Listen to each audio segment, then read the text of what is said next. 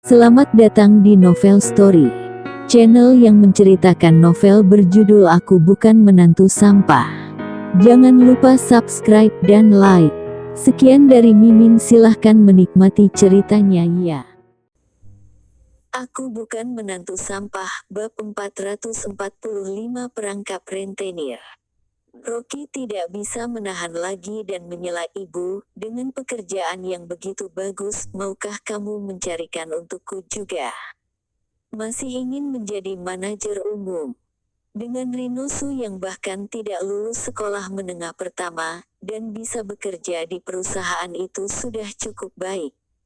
Jenny juga tahu permintaannya terlalu tinggi, dia tertawa palsu dan berkata, ibu juga kasihan melihat pamanmu. Lagi pula masalah ini terserah kamu, jangan biarkan pamanmu kelelahan, tubuh mereka berdua lemah dan mudah sakit. Aku tahu. Rocky benar-benar tidak ingin berbicara banyak dengan Jenny. Setelah selesai berbicara dia langsung menutup telepon. Sekali makan Rinosu bisa makan 2 ekor ayam dan 8 pancake sekaligus. Istrinya Alicia akan gemuk seperti babi, 1 kaki babi gula batu bisa dilahap habis dalam waktu kurang dari 5 menit. Ini yang disebut lemah dan mudah sakit. Dia tidak bisa apa-apa. Untuk tidak mempersulit istrinya, Rocky harus menelepon Suri Jiang untuk berdiskusi tentang keluarga pamannya yang ingin bekerja di perusahaan. Meskipun dia pemegang saham utama di perusahaan, tetapi di atas semua itu masih ada Direktur Suri Jiang.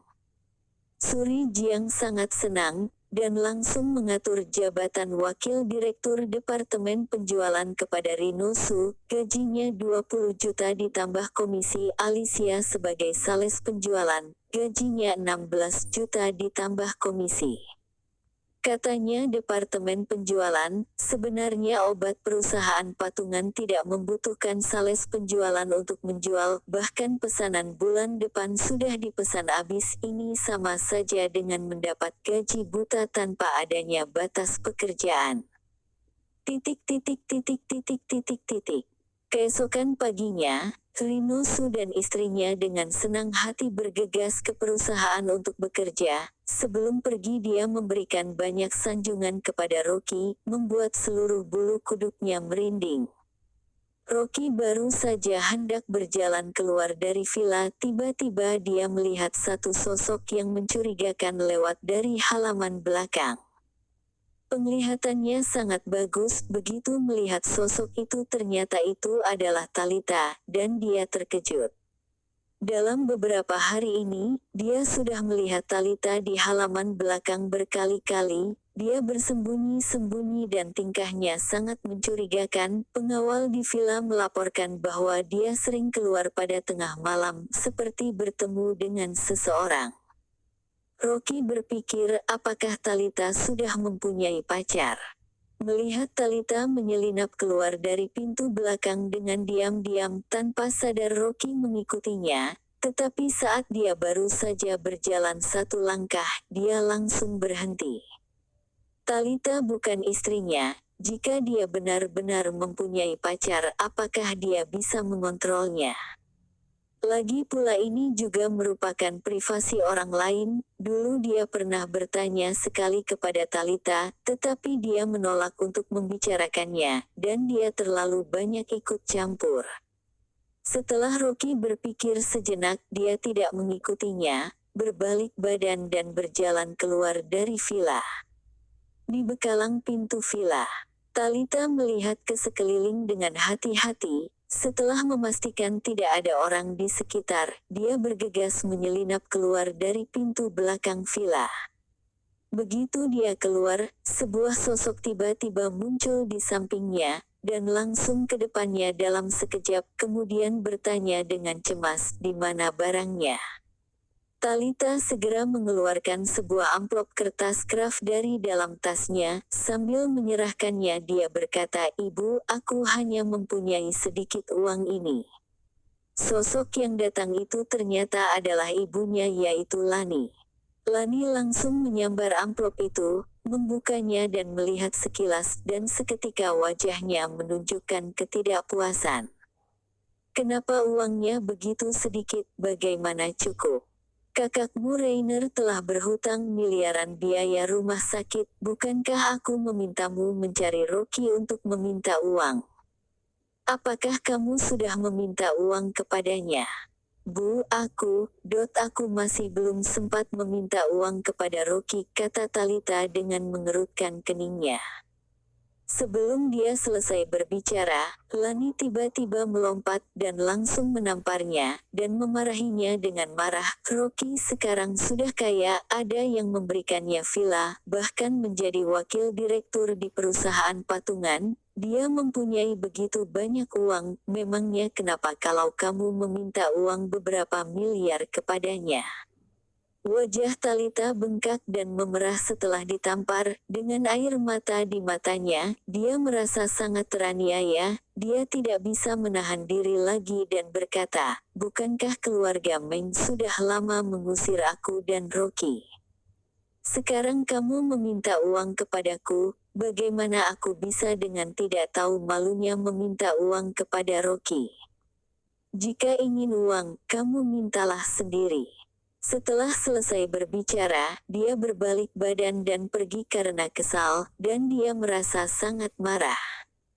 Semenjak keluarga Meng mengusirnya dengan Lisa dan Rocky, ibunya tidak pernah menghubunginya sama sekali, dan tidak pernah menganggapnya sebagai putrinya sama sekali. Tapi beberapa hari yang lalu, Lani tiba-tiba datang mencarinya, dan meminta uang kepadanya dengan tidak tahu malu. Talita tidak bisa menahan gangguan dari Lani, tetapi karena dia adalah ibunya sendiri, hatinya menjadi luluh dan memberikan kepadanya beberapa puluh juta. Tak disangka ini sulit untuk dikendalikan, Lani bahkan sering datang mencarinya untuk meminta uang. Totalnya dia sudah meminta beberapa ratus juta, dan tabungan Talita sudah habis dimintanya. Talita berbalik badan dan hendak pergi, Lani langsung menariknya dan memarahinya dengan kejam. Dasar putri yang tidak berbakti, keberadaan ayahmu tidak diketahui, kakakmu sudah mati otak di rumah sakit, keluarga Meng dicelakai begitu menyedihkan oleh Rocky, kamu masih saja tidak ingin memberikanku uang. Lepaskan. Talita sangat marah dan langsung melepaskan tangannya dan membalasnya dengan tajam, itu karena perbuatan kalian sendiri. Siapa yang menyuruh kalian menyakiti Rocky? Cepat pergi, ke depannya aku tidak akan memberikan uang kepadamu lagi. Plak, Lani langsung menamparkan wajahnya, menggertakkan gigi dan berkata, aku adalah ibumu, kamu harus membantuku melunasi hutang. Jika kamu tidak memberikanku uang, aku akan memberitahu Rocky, memberitahu rahasiamu kepadanya. Dia pasti tidak tahu masalahmu yang dulu, dan pada saat itu tidak tahu apakah dia masih menginginkanmu atau tidak. Jangan. Talita langsung panik seketika, dan menggelengkan kepalanya. Bu, kamu jangan memberitahu Kak Rocky, aku akan pergi meminjam 20 juta lagi dan berikan kepadamu. Lani melepaskan tangannya, mendengus dengan puas dan berkata, 20 juta mana cukup, aku ingin 4 miliar. Ibu, aku sudah memberikan semua uangku kepadamu, dari mana aku bisa mendapatkan uang sebanyak itu? Seluruh tubuh Talita menjadi kaku, dan tubuhnya hampir terjatuh. Lani tersenyum aneh sejenak, memalingkan kepalanya ke belakang dan memberi isyarat. Dari balik tiang listrik, dua pria kekar berjalan keluar dengan wajah yang galak. Talita berbicara dengan ketakutan, Bu, mereka adalah.